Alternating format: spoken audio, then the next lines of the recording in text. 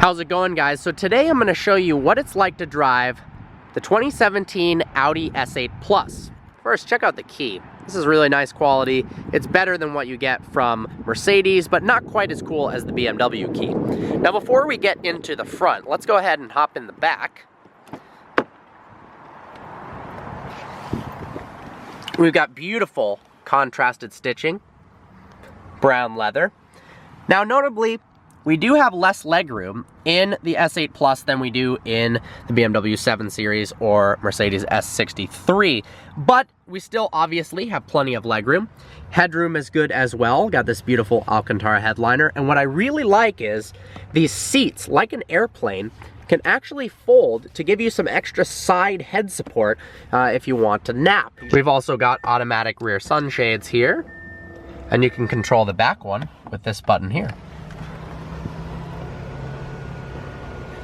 We've got a pass-through and climate controls here.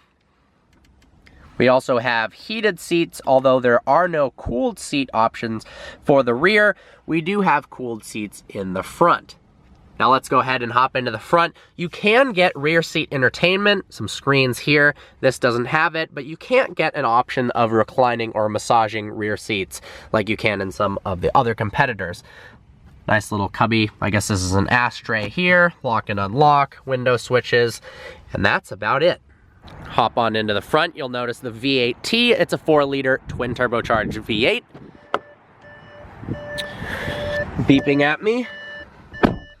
Let's go ahead and start it up with the start-stop button here. Fires up that V8. We've got 605 horsepower. How crazy is that? 605 and 553 pound-feet of torque. Nice S8 badge here. Brown contrasted stitching that matches the seats. We've got nice audio controls here for the stereo, as well as a selector here. We can click this. We have a analog tachometer and speedo, but we have a digital display with some information in the middle. Of course, we have Audi's MMI system. The screen's not quite as nice as its competitors, but it'll do.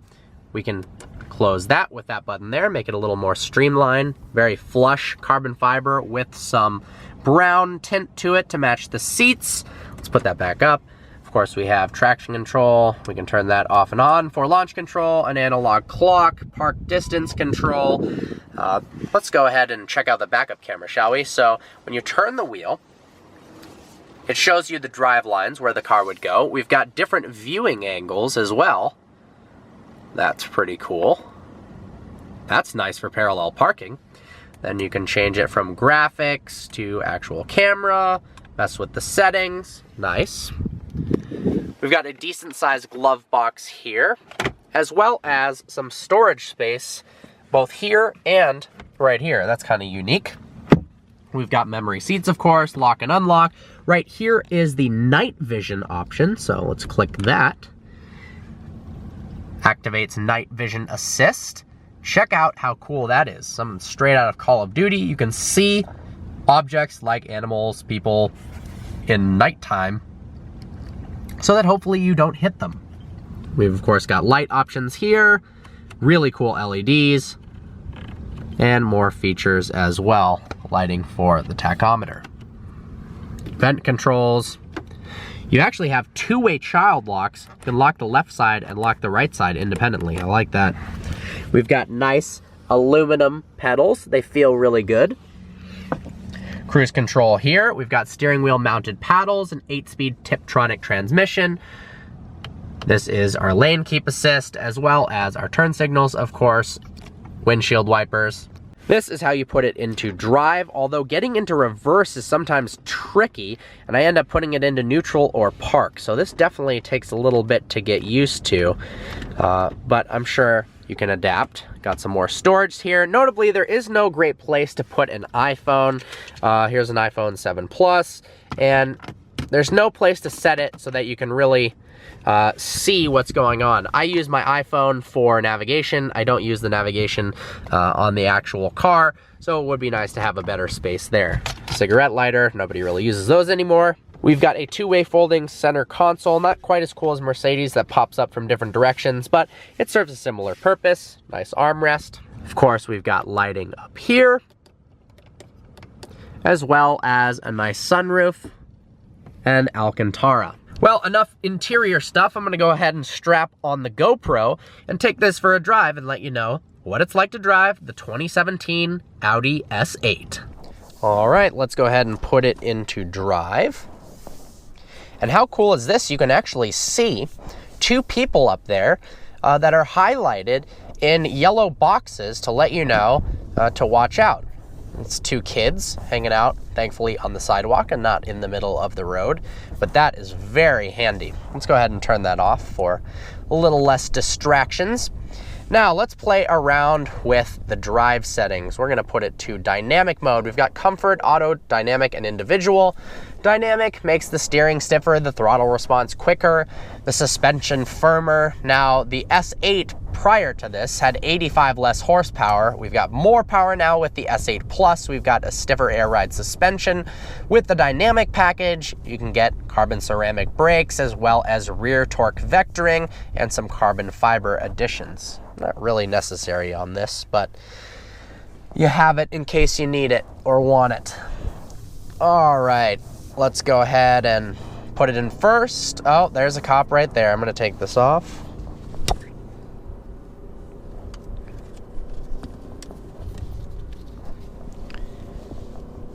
All right, back on. Put it in first gear. Let's go ahead and put it in first and floor it. Wow, that is fast.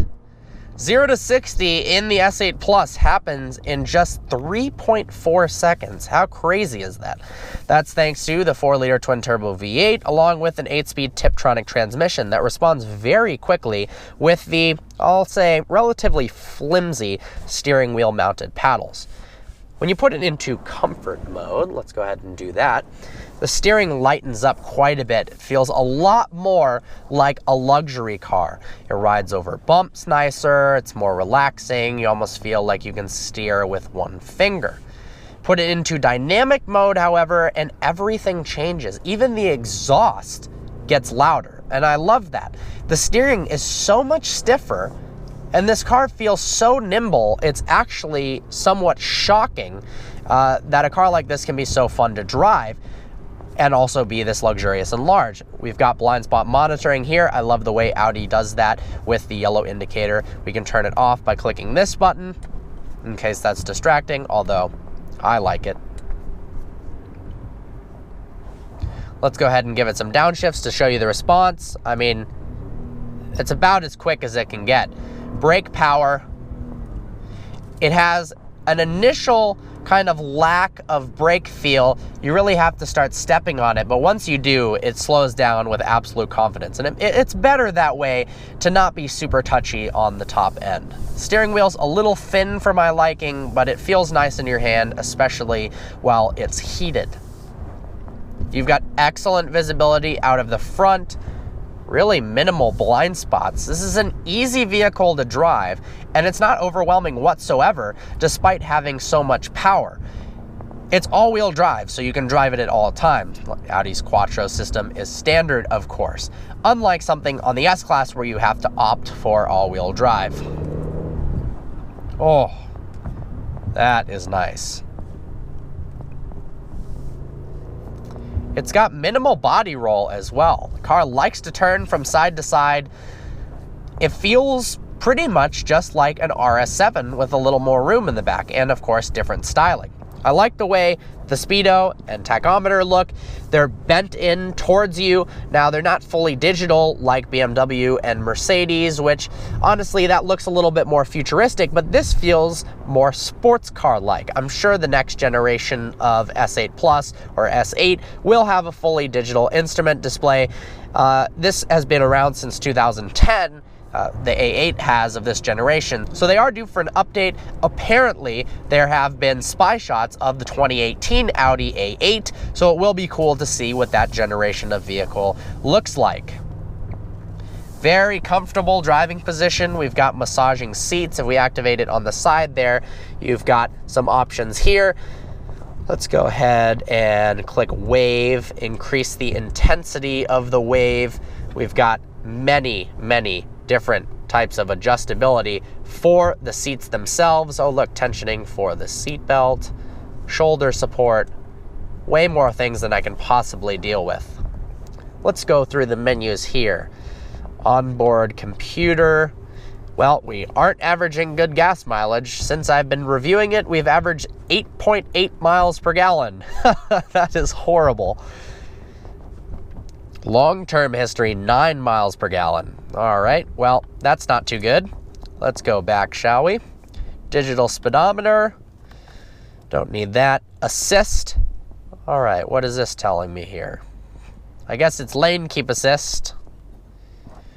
Reduced display. Oh, that's nice. We've just got the tachometer here and the speedo and some info here, but it's nice and reduced.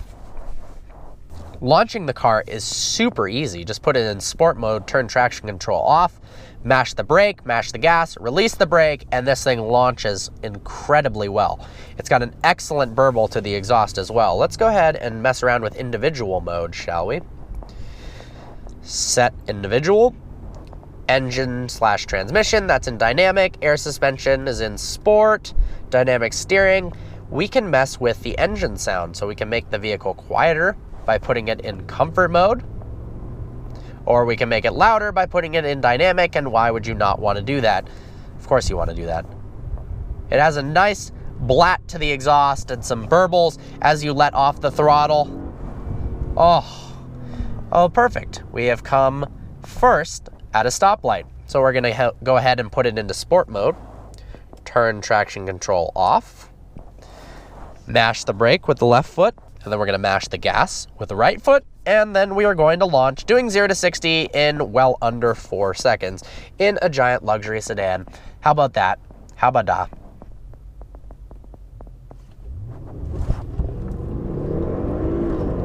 Wow. Yep. That was incredibly fast. Oh man, this thing is fun to drive. Whew. The S8 is no joke. Revs up to its 6,850 RPM red line. Man, this thing is fun to drive. Let's do a quick lane change. Ooh, very nimble as well.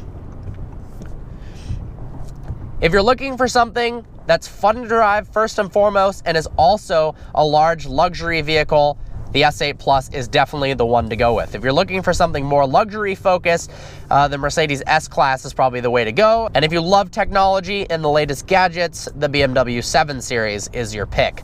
I really enjoy driving this, more so than any of its competitors. And man, 605 horsepower, is it fast. Well, I hope you enjoyed this video. Like always, please browse the channel and subscribe. I look forward to seeing you next video. Let's downshift and give it a run. Oh my God. See ya.